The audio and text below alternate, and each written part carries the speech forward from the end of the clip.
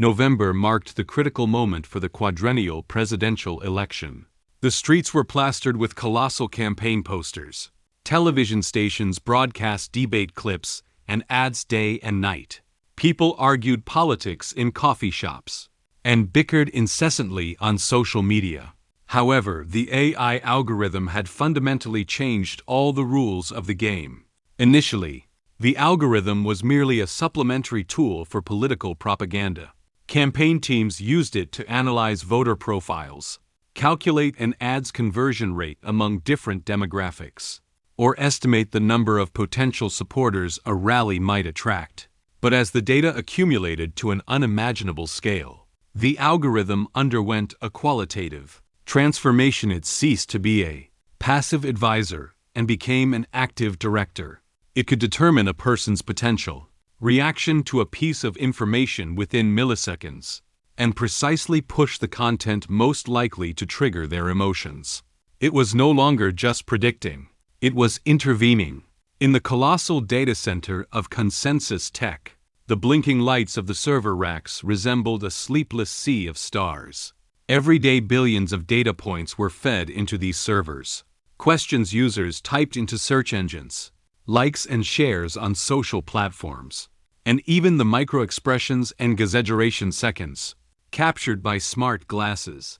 All these fragments were converted into a data input model. The algorithm, like a deep-sea leviathan, silently consumed, chewed, and reassembled this data, capable of yielding any desired conclusion.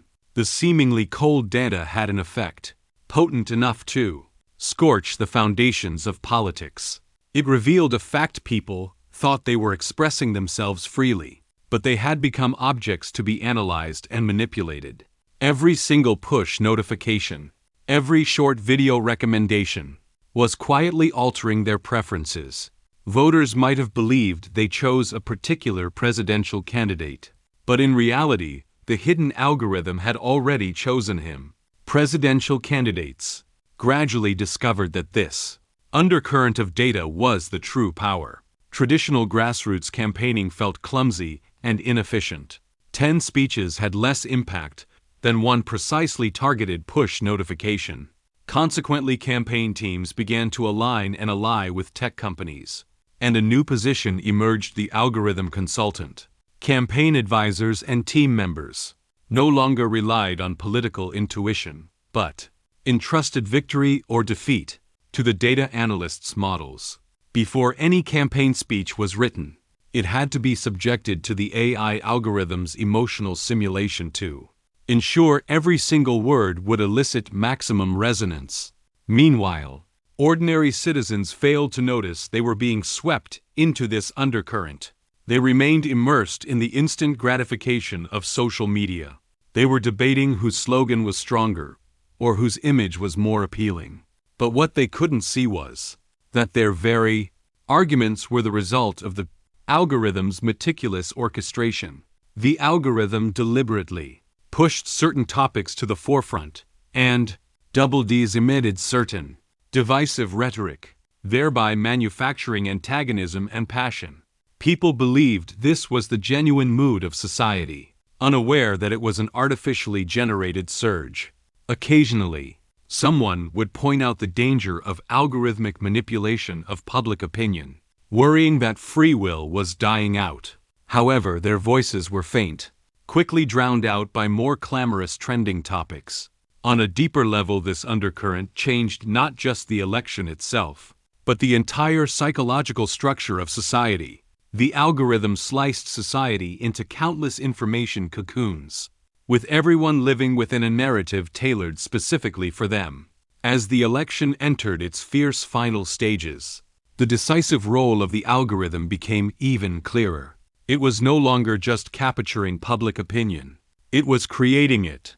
Swing voters in Ohio were repeatedly fed similar information until they believed it was the common consensus. To most people, the election was open and fair. The Democratic candidate Jonathan Reyes and the Republican candidate Richard Grandson fiercely debated on stage and sparred on social platforms. Yet the place that truly determined the outcome was a corner unknown to anyone.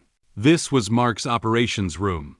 The operations room was located on the top floor of Consensus Tech headquarters in Palo Alto, Silicon Valley. Entry required triple authentication iris scan, fingerprint recognition, and a dynamic passcode. Inside the site resembled a sci-fi movie set. Dozens of massive holographic screens were pieced together into an arc-shaped wall, displaying real-time data from across the U.S. Trending social media terms the fluctuation of the consensus index and the diffusion. Trajectories of emotional heat maps were all visible on the screens. A dozen data analysts and programmers kept their eyes glued to the screens, their fingers relentlessly tapping keyboards. Real-time algorithm alert tones buzzed in everyone's earpieces. The operations room was not just a control center. It was a battlefield. Data was the bullet, and code was the weapon. At the center of this battlefield sat Mark. He didn't look imposing. In fact, he was somewhat thin, his hair slightly disheveled, often dressed in the simplest collarless t-shirt and jeans. Yet everyone knew was the true sovereign here. In the operations room, every minute could change the course of the election. The left side of the screen displayed real-time data from the swing states. When the emotional index of young voters in Arizona dipped, Mark immediately instructed, "Push Protocol 3 music video embedded with campaign slogans." Minutes later, the emotional curve in that state began to recover. The right side of the screen displayed trending social media topics. When a sex scandal unfavorable to the Republican candidate, grandson started to spread, Mark calmly issued the command deploy disruption package. Shift focus to celebrity gossip. Instantly, a massive volume of entertainment topics was pushed to the top of the trending list, and public attention quickly shifted. To the outside world, this seemed like a natural fluctuation of public discourse. But every single wave was the result of meticulous design within the operations room. The hidden manipulation often occurred on the subliminal level.